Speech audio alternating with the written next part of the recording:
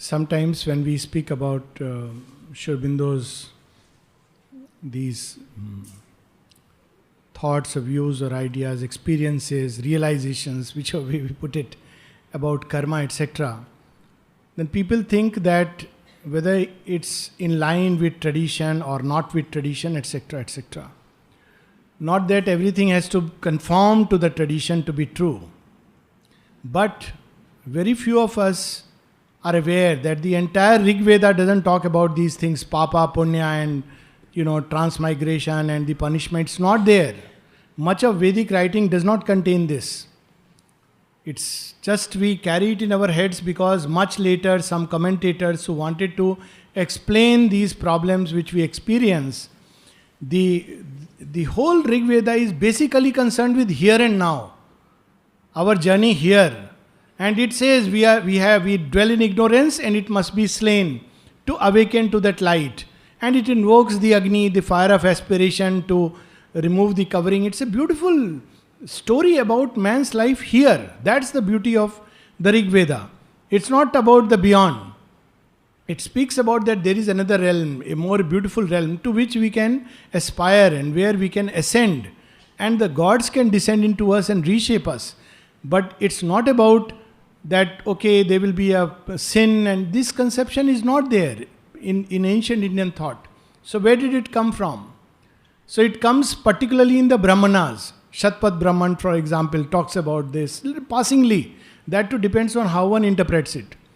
For instance, this story about, a way of interpreting it as illusion, the Ishvara is there who watches, and, the soul is caught up in an illusion and ignorance and therefore enjoys or has as its consequences joy and sorrow, is basically based on Shvetashvatar Upanishad, this particular shloka Dvasuparna.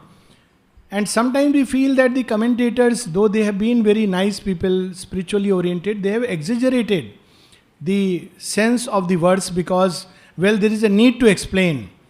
Now the problem was this need to explain need not be on the basis of scripture. There can be an original inquiry and an original finding. This is something very beautiful about Sri Aurobindo, that there is an original quest which after a long time we see happening. And therefore the answers are very original.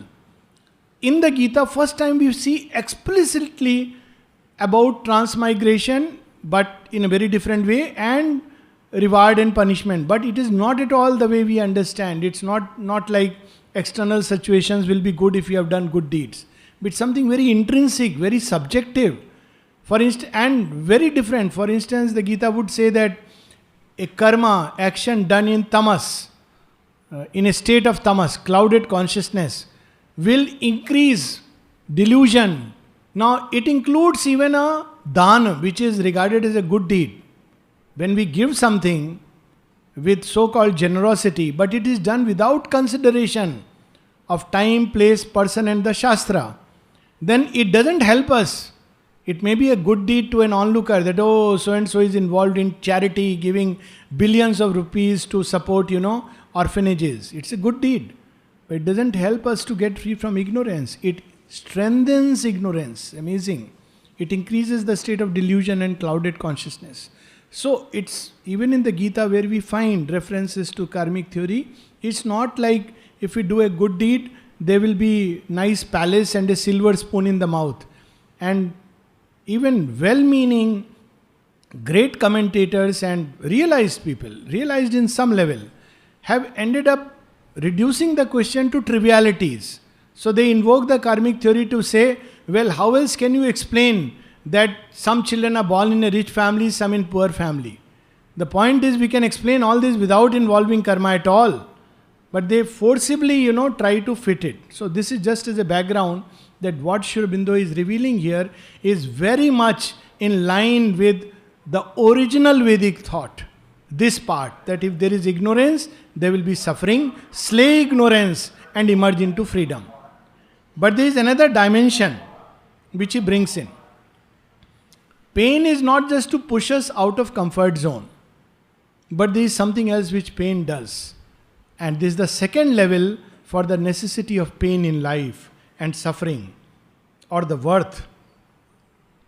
And here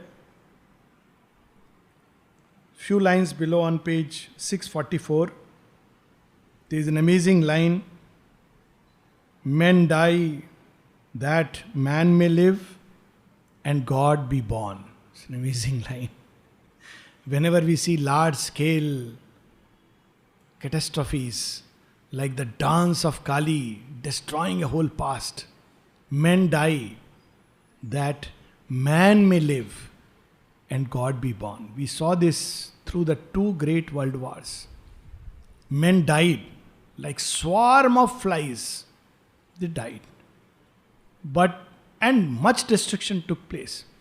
But it became the catalyst of a change. Human beings suddenly raised questions. Before that, people believed that war is impossible because science is there to take care of things. People believed that in days to come, this 1900, there were predictions. There were no TV shows. But there were predictions made by well-meaning political analysts that in days to come, guess what? Germany and England will be the two greatest superpowers. They were very good friends, incidentally. Nobody could imagine that 20 years or 15 years down the line, the whole things will change. Then they again said, after the fall of Germany, Second World War, that this is gone. Now there will be again other two powers, again gone. So this is, through all this churning, there is something else which is happening. And what is that? That Sri Aurobindo reveals beautifully. Pain is the hand of nature sculpturing men. So it's not just about slaying ignorance. It's also about making us grow in nobility of temperament, into beauty and strength. So we have this story, beautiful stories, some of them in Indian thought, which really raises this to what levels. Look at Rama and the character of Rama. So much pain that comes in his life. He is abandoned from the kingdom which he rightfully deserved, banished into the forest, as if this was not enough. His wife is kidnapped, abducted by the mightiest of demons. Now imagine if all these stories were not there, would the fullness of Rama's personality ever come to the forefront? He would be just another noble and just king. No better, no worse than the king of Solomon. A nice king, just king, good king. But Rama's strength comes out when he walks through the forest, barefoot, abandons the kingdom without looking back. When he returns, he embraces Bharat. He doesn't say, you are the fellow who sat on my throne, right? Now it's my turn, 14 years are over. Nothing. That is an amazing tale, that how pain acts to sculpture humanity into greatness. This is the second role of pain. Not just to push us out of a comfort zone. Even when we are out of comfort zone, pain still comes. And it comes to chisel us, to test our strength, to make us still more noble. So pain is the hand of nature sculpturing men to greatness. And inspired labor chisels with heavenly cruelty and unwilling mold.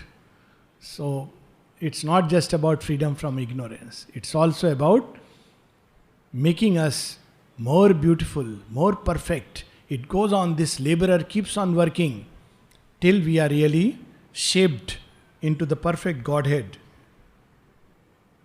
Implacable in the passion of their will, lifting the hammers of titanic toil, the demiurges of the universe work. They shape with giant strokes their own. Their sons are marked with their enormous stamp of fire. Why should the Sikh gurus, Arjun Dev, Tegh Bahadur, Govind Singh, why they have to go through pain? Of course they had slain ignorance. But look at the pain. Their sons are buried, or they have to sit on fire. At a young age, the little child loses his father.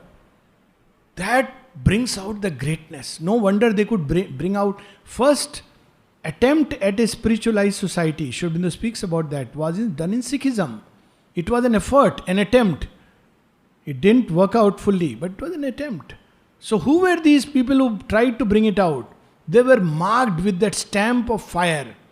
That's why they could bring out this, the whole meaning of Sikh was that a true disciple, it's changed into just an external sign that inevitably happens. That's a different story. So, this is the second aspect of it, are marked with their enormous stamp of fire. Whoever has not gone through hell, it seems, does not deserve the kingdom of heaven. That's why Trishanku still hangs midway. He wants somebody else to do some puja for him. These are stories also. It's like playing music, recorded music. So we want always somebody else to do the mantras for us. It's a nice thing. When nothing else, it's all right to play. So we want some pujari to do puja and anushthan for us. The original fellow who tried it did not succeed. That was Vishwamitra. He was a great tapaswin. And he wanted to, all that Trishanku does, he's a client. Like, we have clients. He says, what, please send me to heaven. Do you have the power? He says, I have traveled several times to heaven, gone beyond it. I can do it for you. So it's all right. So he tries. Fails. That's why there is a nice saying in Hindi, misused, but it has deep meaning also, like many of these proverbs. Bina khud mare swarg nahi milta. You have to die yourself to go to heaven. Of course, the profoundest meaning is you have to die to your ego. Nobody can launch us into heaven like that. One can help us, carry us. All that is fine. But there is something which we have to do. And we have to allow that ego to be slain either by the grace of Kali and not whimper and whine, or slay it ourselves if we can. Without that, it's not possible. So here it's that these gods work like that. They see that there is pain, suffering, but they have to allow us to undergo, because without that, it's not possible. Page 444.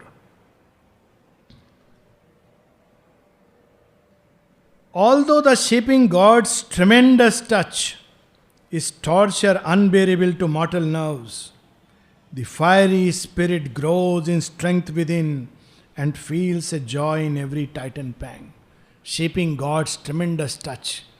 The gods are not always goodies. They can be very nasty. But there is behind this so-called nastiness, not wickedness. We have the story of King Harishchandra. The gods take to him that, this fellow has said, I want to always speak truth. All right, we will see. So sometime when we aspire, we should be very careful. People say, I had such a beautiful aspiration in the morning and I broke my ankle in the evening. Precisely because now is the testing time. So that aspiration, mother, everything is yours. Mother, this destiny is yours. Mother, let thy will be done. So ankle doesn't even break, it twists a little. Oh mother, what have you done? I didn't do anything wrong. We fall back to the same old. So gods, okay, you had this aspiration, all right, fine, we will see to it. So King Harishchandra is tested by the gods. And who are the gods? Not ordinary gods. Indra of the legends. And we have also Shiva sanctioning the whole game. And they test him one after another till finally this man is reduced not just to rags, but even he has to assume the work of a Chandal, the dome, the man who has to cremate and take the tax. That is also not enough. The story goes to extreme levels. That his own son dies of an untimely snake bite, untimely death. And his wife comes who has been sold as a slave. She comes to give the child to fire. And he says, you have to pay me tax. I can't help it. I am bound by my vow. Strange vow. But if you see, go through all this, gods are conspiring this. This is not because of any evil karma or anything. The gods are conspiring. But the end of it, when he says, all right, she says, I tear off half my cloth and offer it to the baby. At that time, Shiva appears. And he says, henceforth, whoever dies at this spot will straightaway be lifted to heaven. This is the story of that boon, not just of Kashi, but that ghat. It's known as Harishchandra Ghat by the side of the Ganges in Varanasi. And he says that this is the indeed you deserve the throne of truth, because this is the King Harishchandra of whose dynasty eventually the great Skion, King Rama, will be born. So it's a very amazing story of the Ikshvaku clan, the Suryavanshi, that he takes a vow that I speak the truth, and so he goes to the end. So why are the gods being nasty? They are not being nasty. They are actually fulfilling his aspiration. They are chiseling him with heavenly cruelty. If we read through the story, we really feel, what are the gods doing? As a child, I used to find it strange. These are the gods. But if he has aspired, then he has to go through it. No choice. Like when people join for military as a commando training or even otherwise. So they are made to go through all kinds of things. A person's life in National Defence Academy at 16, 17, these youngsters, morning 3 o'clock, 4 o'clock, they have to get up. And they have to start by shoe polishing the shoes of seniors.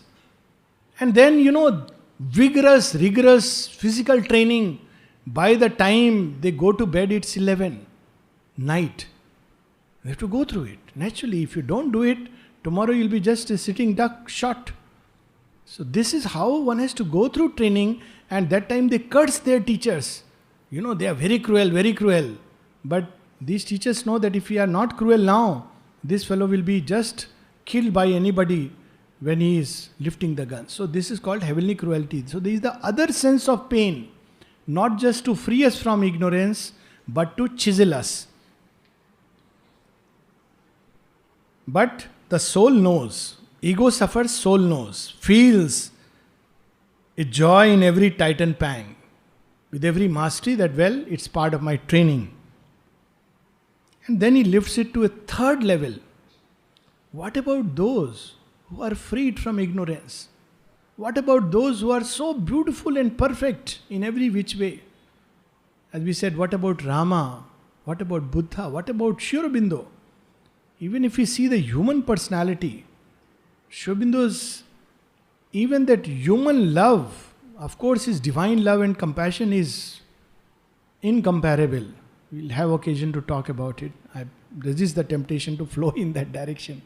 But just see one incidence of Sri Aurobindo's life of human love. That when Mrinalini Devi is no more, and his father-in-law asks him through a letter that, I have to dispose of her belongings and they rightfully belong to you. So according to your instructions, we will dispose it. Sri Aurobindo doesn't say, na mata, na bhrata, na bandhu, na sakha. He doesn't say that I have no mother, no father, no wife, nor husband. Don't you know I am above all these things? He doesn't say that. There is at that point a teardrop, as Nalinida writes, in the eyes of the divine. What a touching letter. He says, do it as Mrinalini would have wanted. But if possible, can you send me some books of hers, particularly if there is her signature in it? Everybody wants the Lord's signature. I don't have anything of hers with me. This is love lifted to what levels? This is how we see Rama. Rama is, even in his human love, he is perfect. Every way, a perfect son, a perfect husband, a perfect brother. So why he has to go through pain?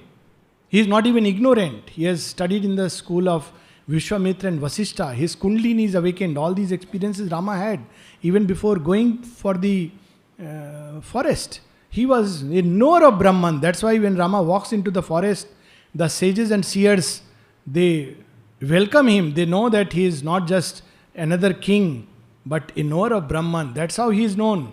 All this even before going into the forest. And yet look at his human love. He asks everything. This is beautifully brought out that, he asks the tree, the leaf, the creepers, where is my Sita? Where is my Sita? Have you seen her? And so much so that even Shiva's wife, she thinks that something is wrong. Not with Rama, with my husband. He keeps saying he is Brahman, Brahman, Sachidanand Brahman. This is no sign of Brahman. Brahman should be happy that my wife is gone. She was an illusion after all. Sri Aurobindo talks about it in the chapter on renunciation in the synthesis of yoga, beautifully. So he should be happy that gone, one more bondage attachment. What is it? He is crying like an ordinary mortal. So Sati goes to test Rama and she assumes the form of Sita. Now here we see Rama as the Brahmagyani comes out. He is a knower of Brahman, knower of truth. So the moment he sees Sati conjured as Sita, he says, Mother, please go back to your place. I am crying now. It is enough for the sorrow of the world. But if you go away for long from your husband, he will also start crying. And you don't know when Shiva cries, what will be the agony. The worlds would cry. This is another very interesting story. People don't understand why Shiva moves with grief when Sati is dead. Shiva is the ascetic of ascetics, the most detached. Why should he have grief? He is the perfect one. Here is the answer. He who would save himself lives bare and calm. He who would save the race must share its pain. This is a cryptic prayer of the mother which gave me a clue to a sloka in the Gita. The sloka in the Gita is that who is a Sthitprajna? Somebody in whom all desires rush as into an ocean and is unmoved and calm. There is a prayer of the mother where she says, may all the desires of the world come into me. It's amazing. Why would somebody want? Knowing fully well, all the grief of the world Shiva takes on his shoulders when he moves through the three quarters. All the pain that humanity experiences, he becomes human to know and to solve it. This is called a God's labor. And here he says, he who would save the race must share its pain. All doctors should have a compulsory 1 year rotation in having some little of these diseases. Otherwise they become so heartless. What is it? Old age. When they become old, then they realize how nasty and cruel I had been by telling people old age, old age. What is this? Pain is a natural arthritis. I can do nothing about it. It's true, I can do nothing about it. But when you have the pain, you realize how terrible it can be. It can take away your sleep. So, this is the difference between a doctor and a healer. And that's why with experience, doctors become healers. Because they go through some of these maladies themselves. So they become healers. The difference is doctor has only technical knowledge. A healer has, along with knowledge, wisdom and compassion. So this is why he must go through pain. Even now, this is the third level of answer. Even the great ones. This he shall know who obeys that grandiose urge. What is this grandiose urge? To relieve the cosmic pain, suffering of creation, of mankind. There are some people moved by this will of the gods. This is not ordinary human. Ordinary human beings, my pain, my problem, my sorrow. But the cosmic beings, cosmic pain, cosmic sorrow. So if he is moved by this urge, he has to share it. People used to ask this. Why mother is having illness? They would write to Sri Aurobindo. And Sri Aurobindo will write, you won't understand. Mother's illness are not like ordinary illnesses. Why she has to take this medicine? Such questions people would ask. But thanks to these questions, we have the answers. How she would take upon herself the burden of creation and its misery, its pains, its pangs. Even about some older sadhaks who were so close to Sri Aurobindo. We have this weird idea. So people ask, why did Pavitra Da have cancer? This is what is called as a wrong question. We have a right to ask this question if other people who had freed themselves from ignorance had no diseases. Well, Krishna had. He died of old age, Jara. That's how it literally means. Jara. Jara is an old age through the soul. Pierces through the subconscious, eventually it pulled down. Rama, they all went through their own difficulty, crisis, problems. So this question is suddenly as if everybody had a very gala khushi life and then suddenly we see Pavitra Da having cancer, then this question has a validity. It has been happening. There is a cosmic problem. It's not an individual problem. This is not just Pavitra Das' problem. And the mother answered this so beautifully that, he wanted to help. So he took upon himself the pain of many people. This was regarding Pavitra Das. Nalida gave a different answer. He said, cosmic karma, 2 words. He also had to go through seemingly heart attacks and all. So people ask why people should suffer, why this. When somebody died in the ashram for the first time, they asked Sri Aurobindo why somebody has died.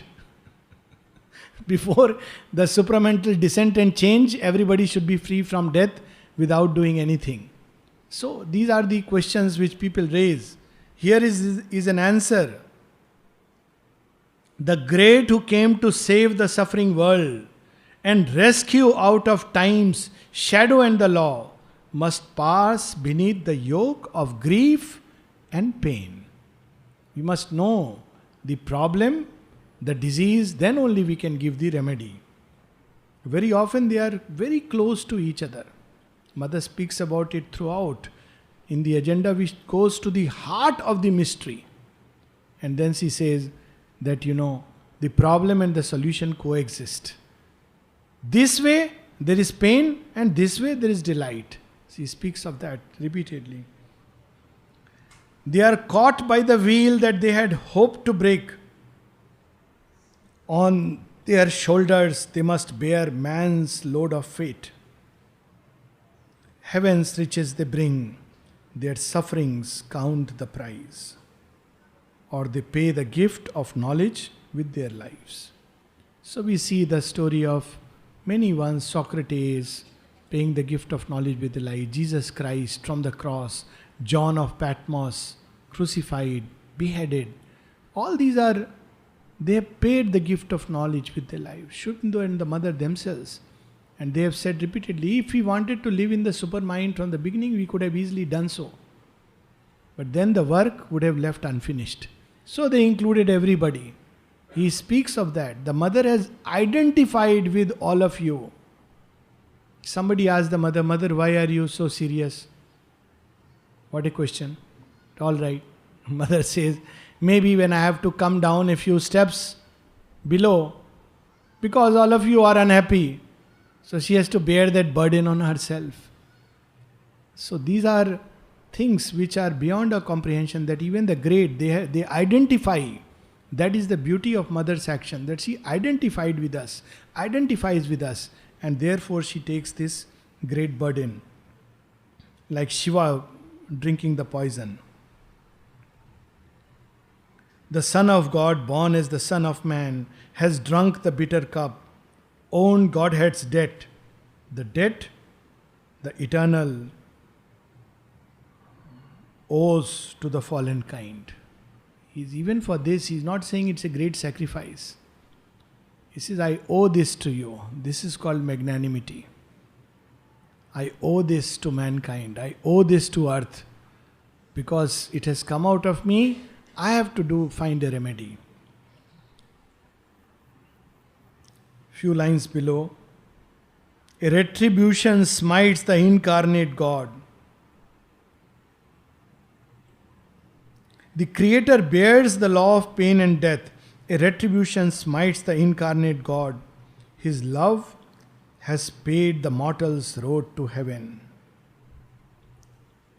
Retribution smites the incarnate God. So we see sometimes, there is an image of Krishna where his hands are not there. And it is said that it's because of his karma on the battlefield of Kurukshetra. This is one way people try to explain that he was not an avatar.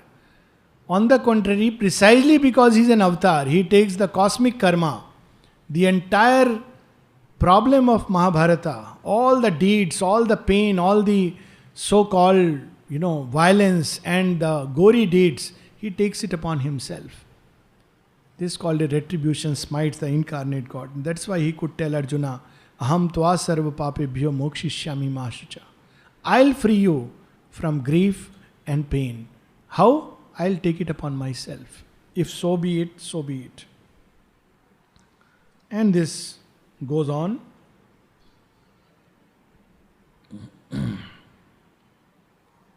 Next page, last few lines. Even worse may be the cost, direr the pain. Now, Sri Aurobindo is continuously speaking about those who are freed from ignorance and who in their nature have touched the heights of human perfection. Because this is the question, why they too must suffer. They suffer because they take upon them the burden of the race. His large identity and all harboring love shall bring the cosmic anguish into his depths. So people have, those who have heard the cry of the mother, particularly last 6 months during the last phase, obviously they get disturbed. And there is a tendency to blame this person, that person. These are very human and sometimes I feel absurd ways to explain. What would be the anguish of the Divine Mother during those days, just exactly as Sri Aurobindo took upon himself all the darkness to annihilate it. This was the mystery of Sri Aurobindo's great sacrifice, or his passing if you want to use it, though Mother said, those who say that Sri Aurobindo is dead are full of ignorance and stupidity. So I maintain it. And Nirodha wrote such a beautiful article on that. He is here, I am here, I am here. So this, of course, he took upon himself the entire darkness and offered his body as a great sacrifice for the supramental descent. And Mother took upon herself all the pain of all her children, so that we can walk a freer path.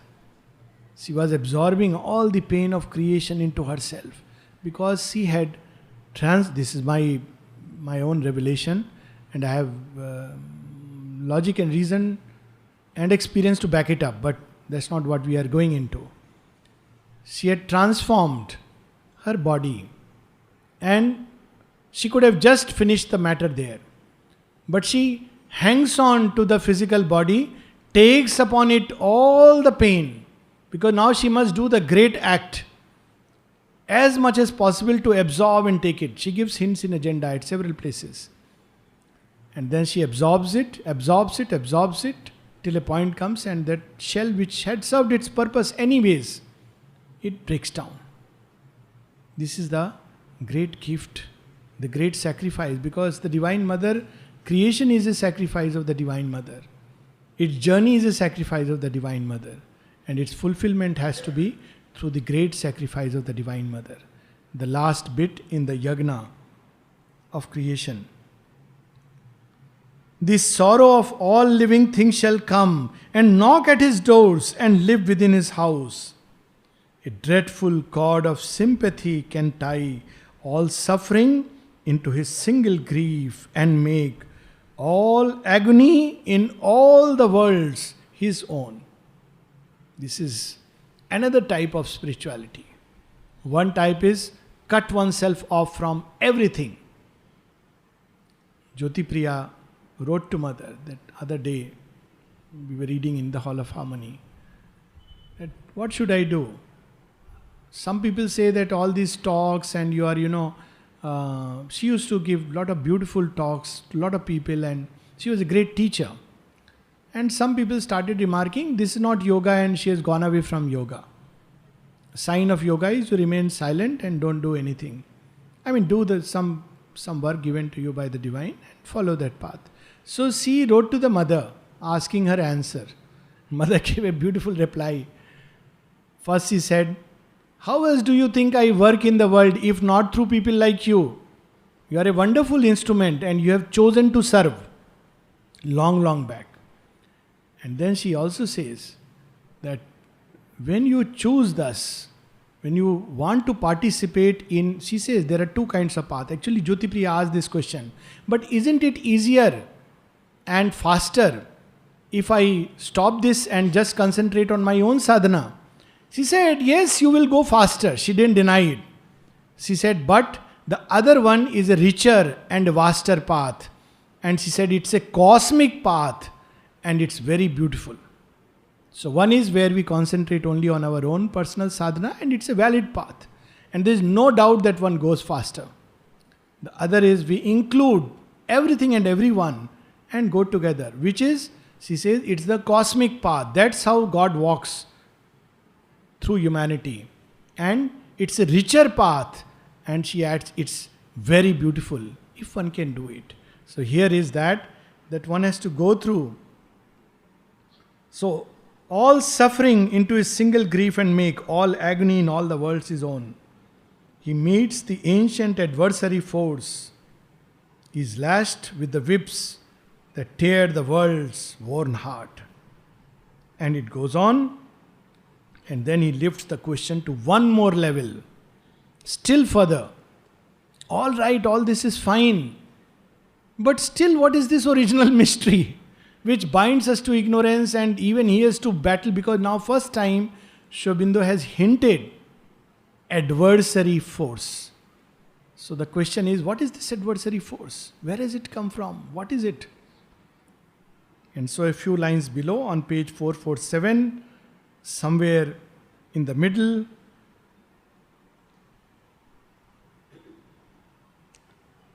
he must face the fight, the pang who would conquer hell.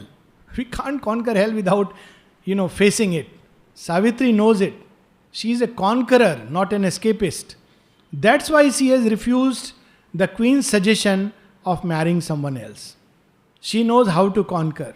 She will face it, but face it in another way, and that way will be given to us. And now Sri Aurobindo reveals a truth which has not been revealed to us so far. It has been hinted, but not in the way.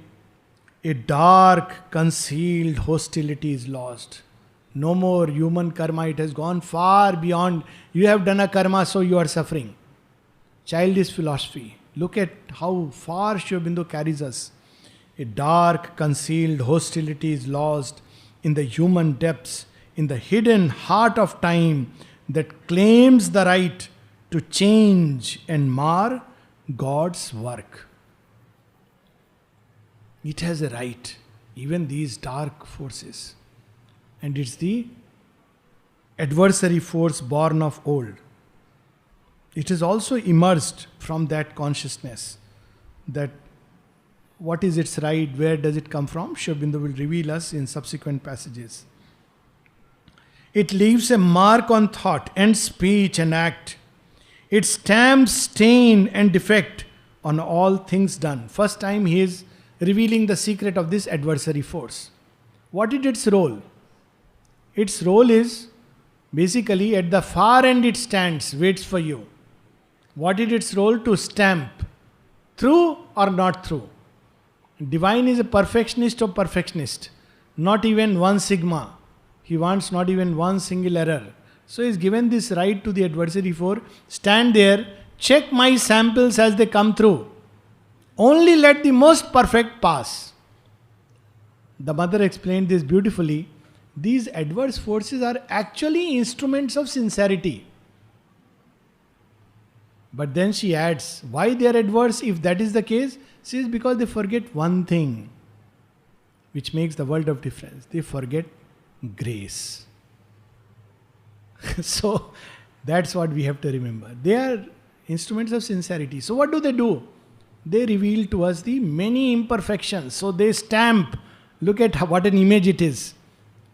So when we go through, we think, wonderful. Now I have beautiful experiences and I have such loving trust in mother, devotion. Mother is everything for me. They are waiting round the corner. They are hearing all our thoughts. All right, come. You have to go. I am the final fellow who will allow. So the moment we come round the corner, coming outside the ashram, after a beautiful experience, they are waiting there. Suddenly they meet us and they will say? They will say something. Something, doesn't matter what, which we don't want to hear. And the next 40 minutes or 40 hours are gone. We have a headache and think, why did I see this fellow? What kind of people are there? What was he doing there? Why couldn't I avoid? All that is gone. Very good that he came our way. Reminds us that look, no, you are not yet in the perfect consciousness. So this right has been given. There has to be a test that nothing can really disturb it. Stamp, stain and defect. So it stamps, stain, defect on all things done. Till it is slain, peace is forbidden on earth. How will it be slain? Only when there is perfection. This is what the mother reveals subsequently. There is no visible foe, but the unseen is round us. Forces intangible besiege, touches from alien realms, thoughts not our own, overtake us and compel the erring heart. Our lives are caught in an ambiguous net. So this is a strange, ambiguous net. It's beautiful and sorrowful. It's happy, and with every happiness comes the tag of a sorrow. And it's very difficult to say at the end of it which was a boon, the happiness that we received or the sorrow that we received. Much later that we discover both were in their own way.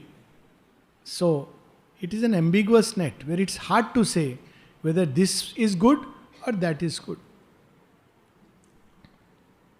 Like that famous Chinese story, looking at Muyang, I am remembering that it's a Chinese story where this man has a son and he goes and suddenly he goes out with his horse and brings a mare, or the horse goes out and brings the mare back. So now there are two horses. And people say, oh, so nice, such a good fortune. Wow, you have now two horses and one has just come like that. So the father says, I don't know whether it is good or bad. So one day on this new horse, the son is riding and he falls down and fractures his leg. So people say, oh, what a bad thing. This horse that came, it was really bad. Log kehte na kalang. This horse which came was really, we thought it was good, but it was very bad. See, your son rode it and he is fallen and fractured his leg. So again the father says, I don't know whether it is good or bad. Then suddenly there is a war and they want to enroll people for the military. And then they come to his house also. You have a young son, send him for the war. He is a fracture. Oh, fracture, what will we do with a fractured child? Leave him. So again people say, wow, what good luck. So he says, I don't know. So this is the story. That our lives are caught in an ambiguous net. Very difficult to say at a given point of time. This is the other side of the ambiguous net. What is good? What is really bad? An adversary force was born of old, invader of the life of mortal man. It hides from him the straight, immortal path. A power came in to veil the eternal light. A power opposed to the eternal will diverts the messages of the infallible word. First he says, Queen, your thoughts, your feelings. That's how Narada starts. But he says it's not just yours. Actually, what? It's an adversary power which enters into your thoughts. So one is an ignorance.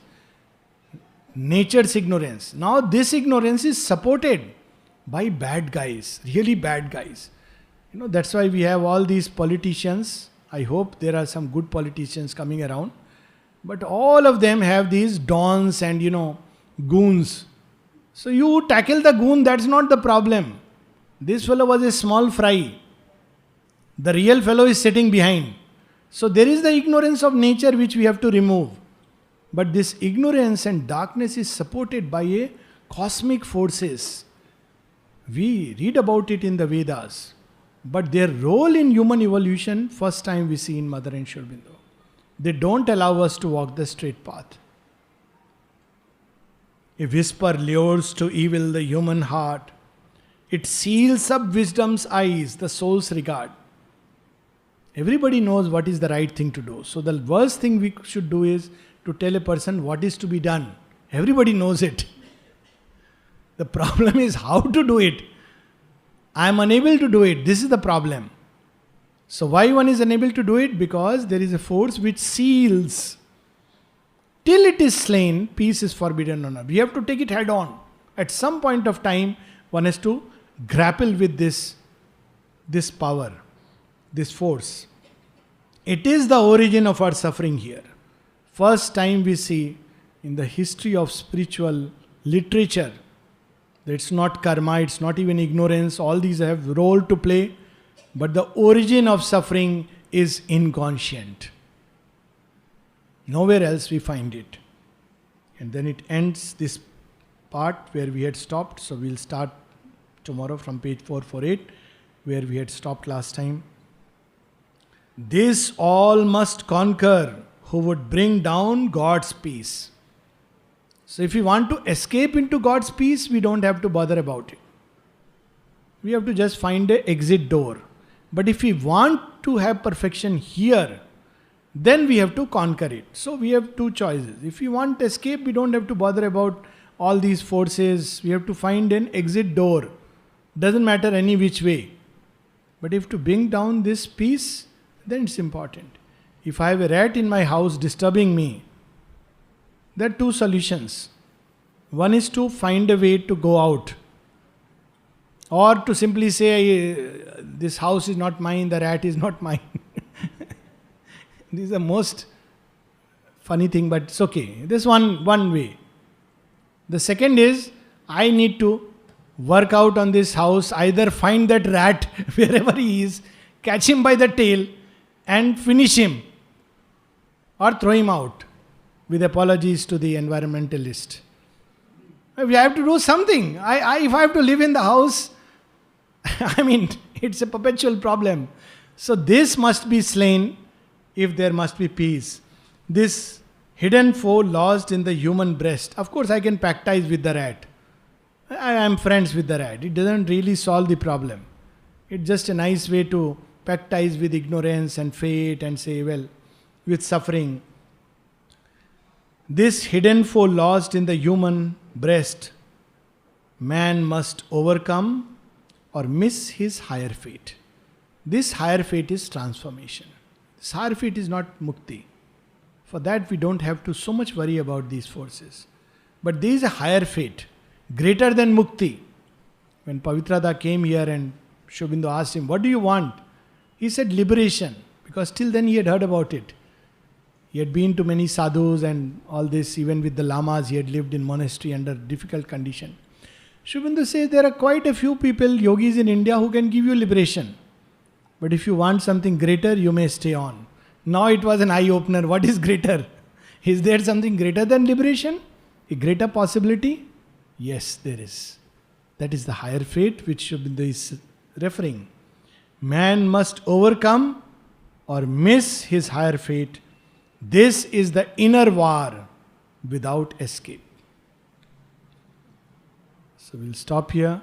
Tomorrow there is only one session, 5:15 to 6. There is early dining room, followed by an Odia play, which is, I believe, an adaptation of the Mother's play. So 8 to 10 in the ashram theatre. I think it will be worthwhile.